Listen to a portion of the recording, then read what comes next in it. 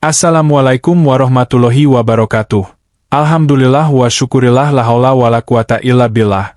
Allahumma sholli ala Sayyidina Muhammad wa ala alihi Sayyidina Muhammad. Allahumma firli dunubi wali walidayya warhamhumma kama rabbayani soghiro. Robbis rohli shoderi wa yasirli amri wahlul uqdatam min lisani yafqahu qouli. Hai sobatku semua. Welcome back to my channel, sobatku semua. Tahukah sobat jikalau Francesco Bagnaia menekankan atmosfer di garasi tim Ducati Lenovo justru tampak bagus dengan kehadiran Marc Marquez. Padahal, cukup banyak prediksi tim tersebut bakal penuh huru-hara di MotoGP 2025. Marquez langsung jadi semacam anak kesayangan usai menang 3 kali dari 4 balapan pertama di MotoGP 2025. Atmosfer di garasi berubah total dengan hadirnya pria asal Spanyol itu sehingga jadi lebih ceria. Sebaliknya, suasana di garasi Bagnaia sedikit muram lantaran baru menang sekali dari 4 balapan. Kuat dugaan pria asal Italia itu tidak senang dengan hadirnya Marquez yang langsung bikin petinggi Ducati jatuh hati.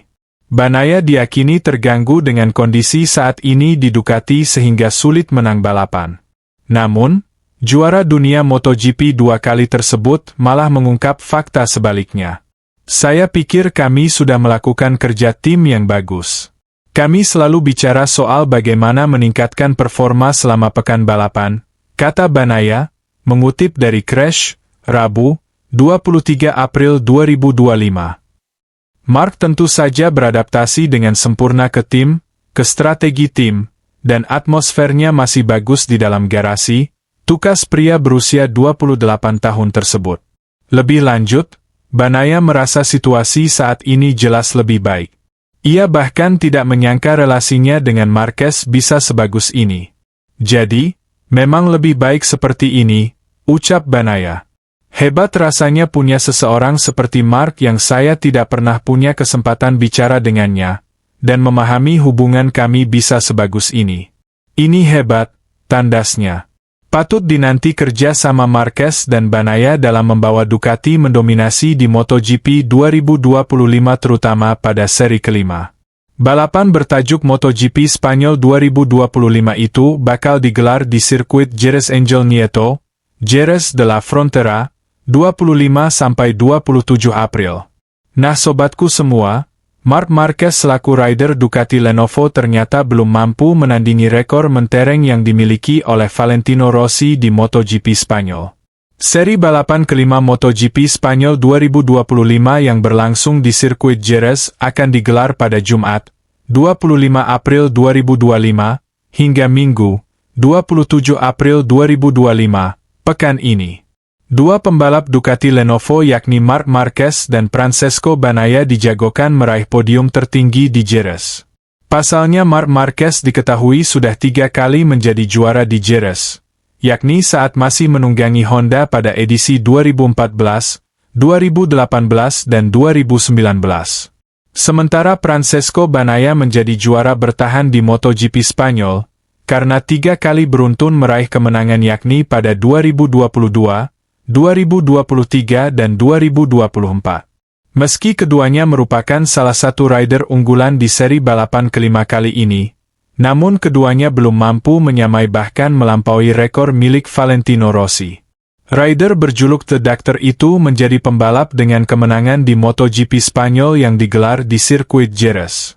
Selama karirnya di kelas utama yakni GP 500 dan MotoGP, Rossi tercatat sudah mengemas 7 kemenangan. Sang legenda hidup tercatat pernah menduduki podium tertinggi pada MotoGP Spanyol edisi 2001, 2002, 2003, 2005, 2007, 2009 dan 2016. Hanya ada 3 pembalap yang mampu menodai kemenangan beruntunnya di Jerez, yakni Sete Gibernau, 2004, Loris Capirossi, 2006, dan Dani Pedrosa, 2008. Kehebatan Valentino Rossi tak sampai sebagai pembalap dengan kemenangan terbanyak. Namun The Doctor juga merupakan peraih pole position terbanyak di Jerez, di mana ia sudah 5 kali menjadi yang tercepat di sesi kualifikasi pada edisi 2001, 2002, 2004, 2005 dan 2016. Nah sobatku semua, Augusto Fernandes awalnya dijadwalkan untuk melakoni debut balap MotoGP Yamaha sebagai wildcard di Grand Prix Spanyol akhir pekan ini. Sebaliknya, ia tiba di Jerez dengan 2 akhir pekan balapan penuh yang sudah ia jalani, setelah menggantikan Miguel Oliveira yang cedera di Qatar dan Austin. Sekarang kembali ke Eropa dan baru saja menyelesaikan tes privat pasca Qatar untuk Yamaha. Fernandes ingin melanjutkan kemajuan yang telah dicapainya sejauh ini pada akhir pekan Prama ketiganya.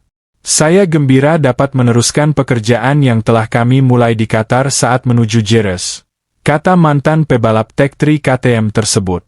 Sangat disayangkan terjadi kecelakaan saat balapan, tetapi secara keseluruhan ini merupakan akhir pekan yang positif bagi saya karena saya terus mengalami kemajuan dan semakin dekat dengan posisi terdepan. Kecepatan saya mulai pulih, jadi sangat menyenangkan untuk segera menjalani balapan lagi guna membangun momentum itu. Saya juga menyesal Miguel belum bisa kembali, saya harap dia segera kembali. Sementara itu, saya akan berusaha sebaik mungkin untuk melaju cepat dan kompetitif di atas motornya. Fernandes berhasil meraih finish ke-13 di kota, tetapi akhir pekannya di Qatar hancur karena pilihan ban lunak yang berisiko di sprint dan kecelakaan di Grand Prix. Meski begitu, kembalinya dia ke dunia balap dengan pemberitahuan singkat telah membangkitkan harapan untuk bisa kembali beraksi secara penuh.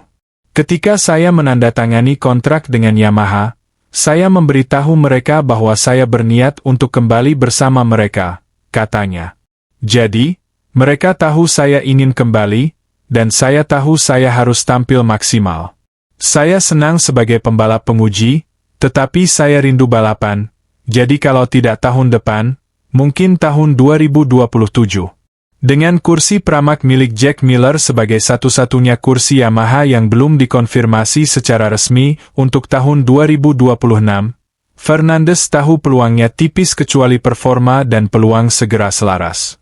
Saya ingin kembali, tetapi saya perlu membuktikannya. Itu ada di tangan saya dan itu juga tergantung pada peluang yang saya miliki, karena jika saya tidak ikut balapan, maka akan sulit untuk membuktikannya. Hanya dengan melewatkan satu balapan, Anda kehilangan kecepatan. Meskipun ada ketidakpastian, Fernandes tetap berkomitmen pada perannya dalam mengembangkan masa depan jangka panjang Yamaha, termasuk prototipe V4 yang sangat dinantikan dan regulasi 850cc yang akan datang untuk tahun 2027. Jika saya harus menerima kenyataan bahwa saya adalah pebalap penguji mulai sekarang, maka saya senang dengan posisi saya saat ini di Yamaha, katanya. Ini adalah perusahaan besar. Kami tidak menang saat ini, tetapi kami ingin menang. 27 akan segera tiba, jadi banyak hal besar akan terjadi sebagai pebalap penguji. Saya berada di tempat yang aman dan bahagia, tetapi saya ingin lebih dari itu, kembali ke dunia balap. Jika saya dapat meningkatkan kecepatan dan tampil sebagai pembalap, saya harap saya dapat kembali bersama mereka.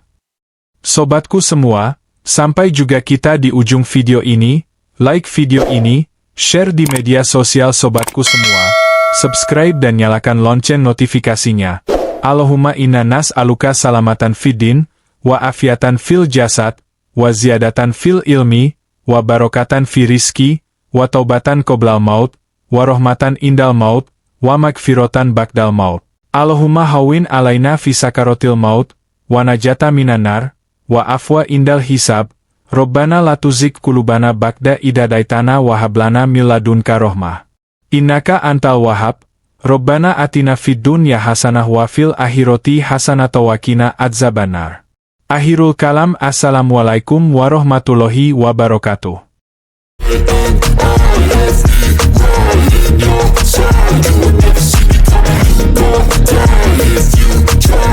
Just